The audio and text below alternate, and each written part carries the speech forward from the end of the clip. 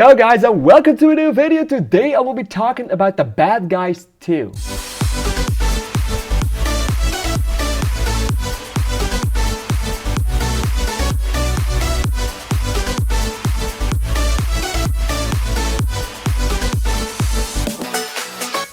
Alright, whenever the first Bad Guys movie came out, I was interested in it, but I wasn't really that hyped for it. It was just something like that looked interesting. And when I watched the movie, it definitely was interesting. It was funny. It was a well-made movie, and I liked it for what it was. But it never got to my attention as being one of the greater animated movies that's out there. So when they announced the sequel, I was happy because, well, of course, nowadays you can't be really sure with what they're making a sequel about. They're gonna make a sequel about everything, but usually if they now make sequels, they make sequels about movies that's premiered 20 years ago. So I was very happy to have a sequel to The Bad Guys very closely to that first release, like it's only 3 years old, maybe 4. So I was very happy with that they immediately pushed the release date for this second movie and that they got it out as quickly as possible. And I have to say that it's the same story as with Puss in Boots: The Last Wish. Even though Puss in Boots 1 sucked ass and The Bad Guys 1 did not suck ass, this movie is better on all fronts. I had a fucking blast with this one. This movie was amazing on all fronts. The animation is stunning. The animation is vibrant. The animation is very, very friendly to look at and very nice to look at. And I know that sounds weird, but I mean, it's nice for children and it's good for children, but as an adult, things might get very intense fast. Not the case with this one. Everything feels perfect clear. The color palette and everything is awesome. And you know I want to rave about a movie if I talk about the fucking color palette.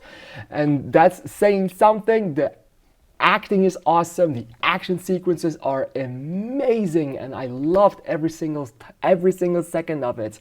The action sequences were so incredibly great that when I was watching them, with big eyes and with a mouth open, I was just mesmerized about what I saw on screen. I loved it and I thought it was amazing. I thought it was awesome. I thought it was among the best things I have seen this year. I did not expect it with this movie. I did expect a good movie, but I did not expect to love it as hard as I actually did. I also knew nothing about it. I haven't seen the trailers really that much. I haven't read anything about it. When this movie released, I was in America, so I did not watch any reviews for this movie at all. I just went into this one blindly. I actually had to very hardly look for this movie to be played in English because it has been out for 4 weeks already in Belgium.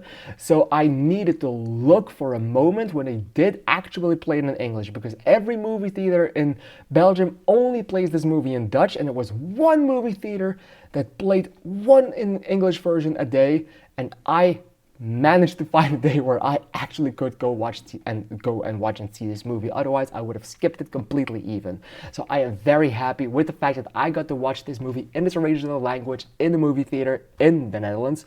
And I am so incredibly happy that I made it all work, as this movie is great. It's awesome. It's vibrant. The characters are awesome. The new additions to the cast are awesome. I loved those newer faces. And I love how the way that they were acted. I love Daniel Brooks.